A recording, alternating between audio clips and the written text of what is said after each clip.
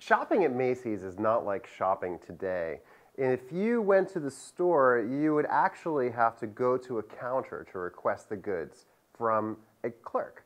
Now, Macy's was different than most other stores at the time because instead of beautiful men with lovely mustachios, as most stores employed, because of course women wanted to be served by beautiful men, Macy's actually employed women as the clerks behind the counter. Women would be in charge of handling the delicate goods, still relatively expensive, to hand to the customers. The customers could not handle the goods themselves unless they were actually very serious about buying.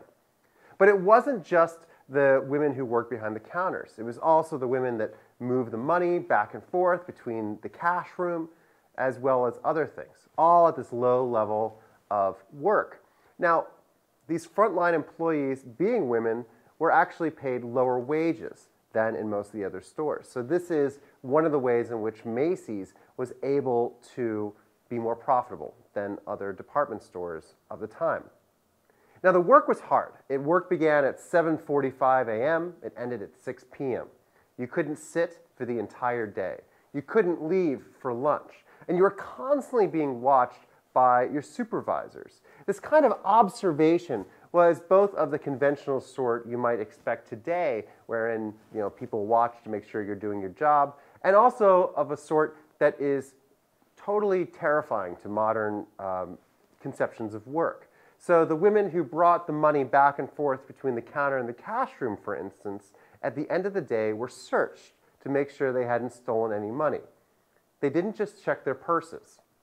According to a contemporary document, it's been called a, quote, intimate search by probing fingers which had no respect for female delicacy, to check for money and for inventory. There were very few managers above these people, only 27 in the whole company by the 1860s, 1870s. And so this company employed vast numbers of women who were constantly surveilled, constantly checked for stolen goods and for money, and were watched all day long as they provided these new kinds of goods to their customers.